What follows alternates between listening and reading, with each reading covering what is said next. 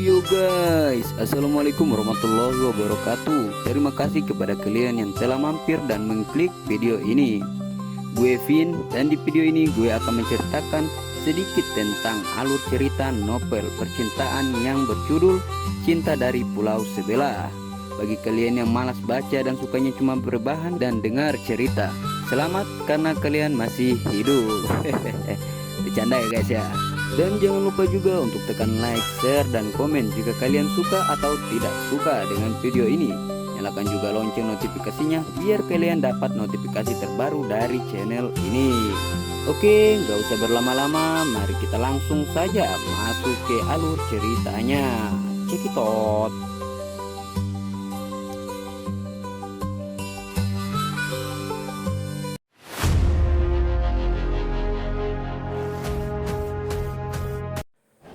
Jakarta tidak memberi waktu untuk bernapas. Begitu Im dan Raka turun dari angkot terakhir, suara kota langsung menelan mereka hidup-hidup. Motor melintas terlalu dekat, klakson mobil bersaut-sautan, langkah kaki manusia mengalir seperti sungai tak berujung. "Ini kosmu?" tanya Im sambil menatap bangunan di depannya. Raka mengangguk mantap. "Ya biasalah, kos murah meriah, fasilitas pas-pasan, tapi masih ada atap. Bersyukurlah." Bangunan itu berdiri di gang sempit, catnya mengelupas, dindingnya penuh coretan spidol dan poster jasa pinjaman. Bau lembab bercampur asap rokok menyambut mereka. Im mengangguk pelan. Cukup. Mereka pun masuk. Lorong panjang dan sempit, lampu kuning meredup, bergoyang pelan. Langkah kaki mereka menggema.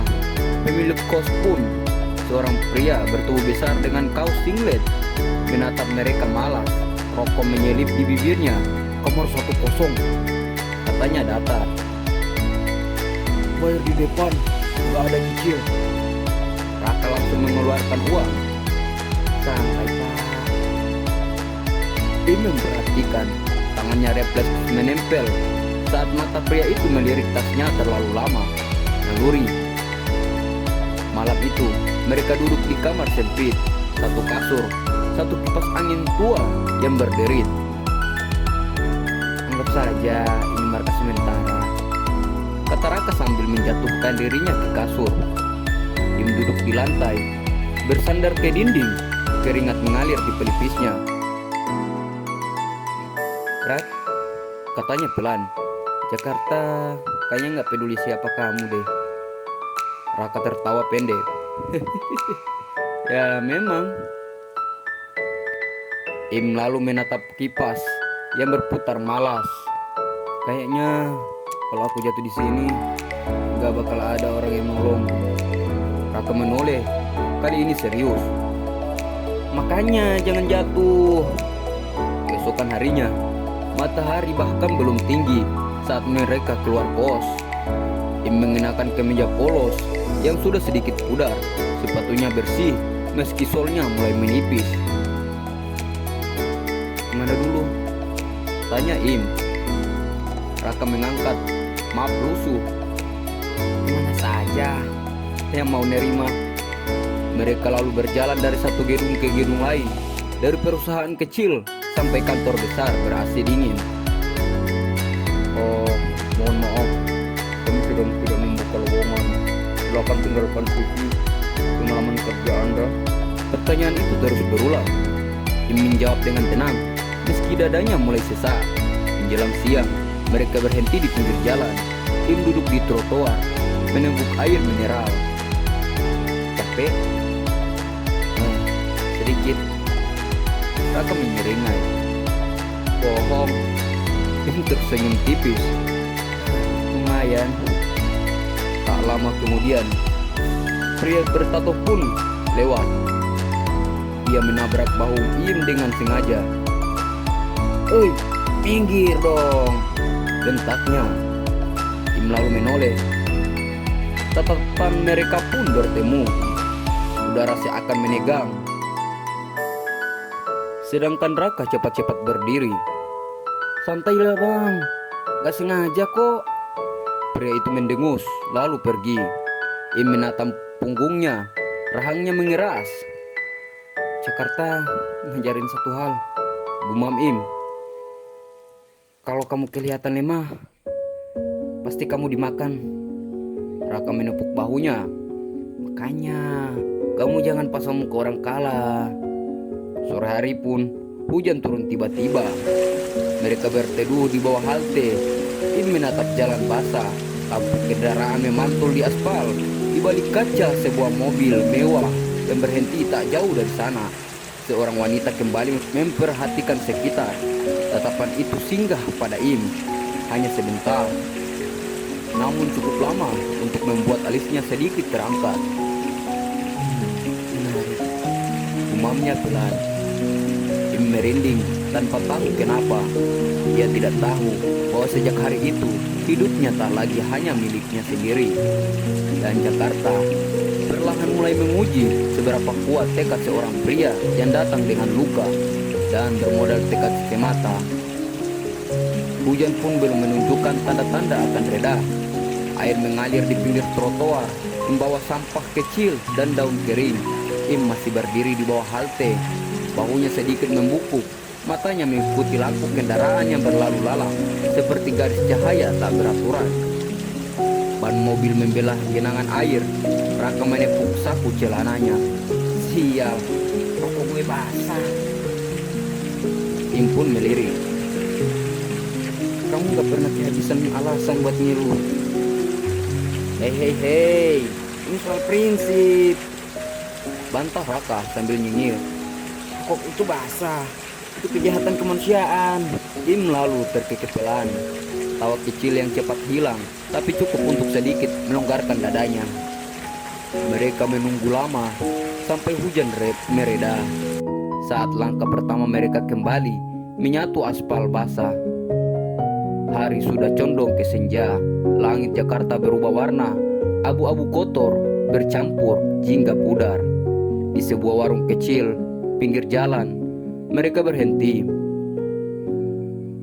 "Asal jangan mahal ah," kata Raka. Penjualnya seorang pria kurus dengan wajah lelah.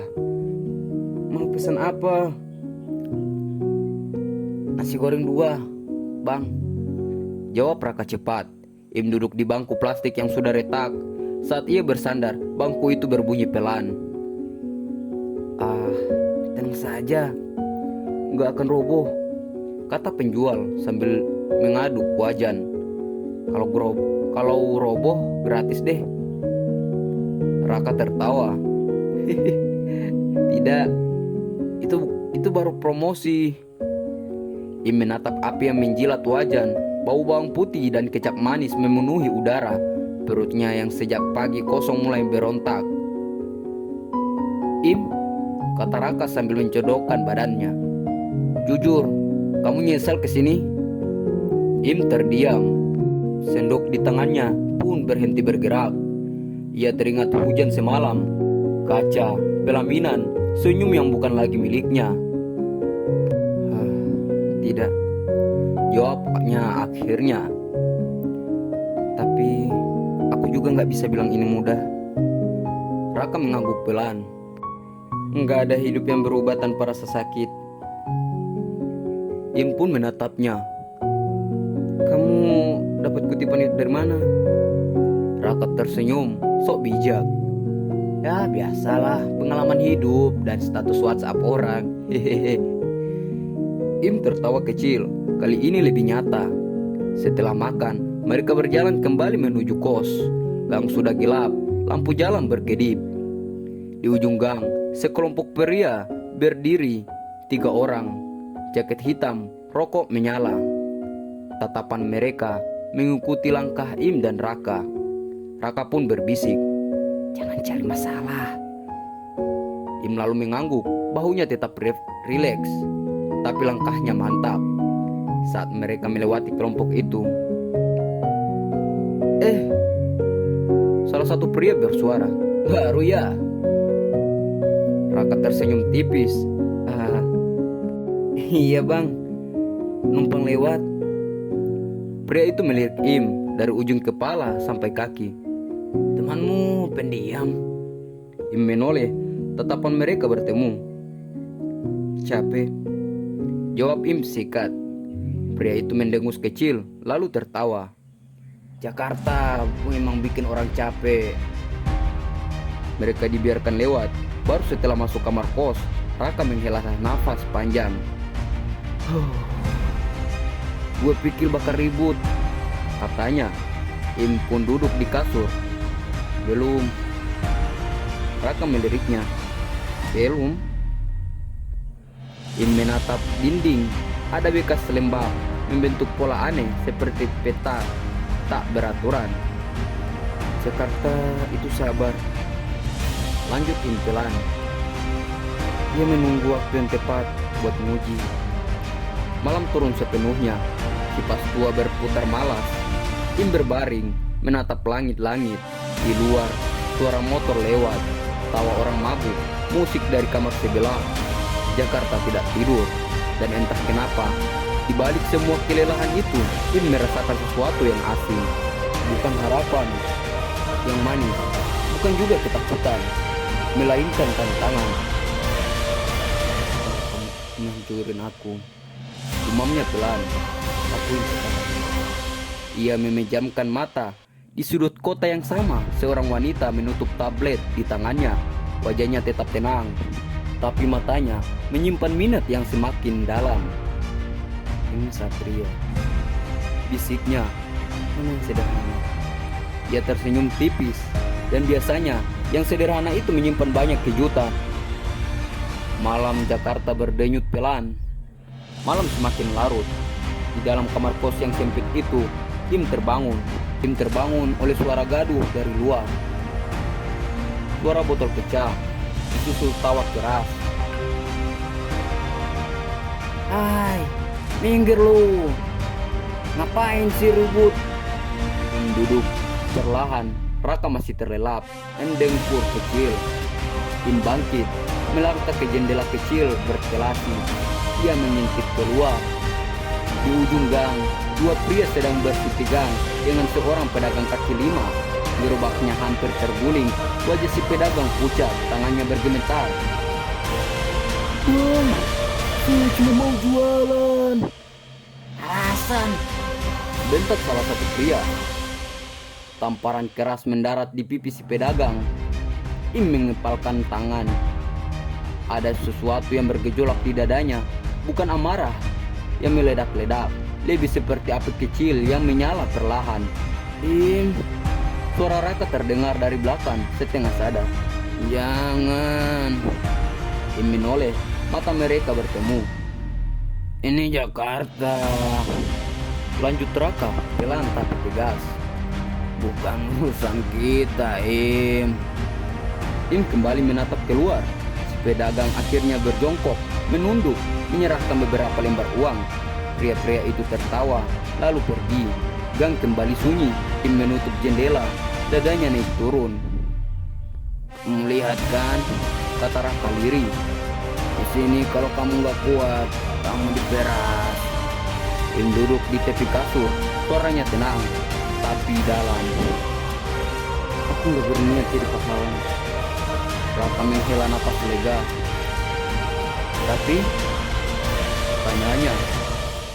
Im menatap tangannya sendiri. "Aku juga gak berniat jadi korban." Kata-kata itu menggantung di udara. Malam pun kembali sunyi, hanya diisi dengung kipas tua dan suara kota yang tak pernah benar-benar tidur. Im berbaring kembali. Kali ini matanya terpejam lebih lama. Namun sebelum tidur benar-benar merengkuhnya, satu kalimat terlintas di benaknya. Dunia tidak adil, bukan untuk dikeluhkan, tapi untuk dipelajari caranya dikalahkan. Di luar sana, Jakarta terus bergerak. Tak peduli siapa datang dengan mimpi atau siapa yang tenggelam bersama luka. Dan di kamar kos sempit itu, seorang pria bernama Im Satria mulai memahami satu kebenaran sederhana. Kota ini tidak kejam, ia hanya jujur.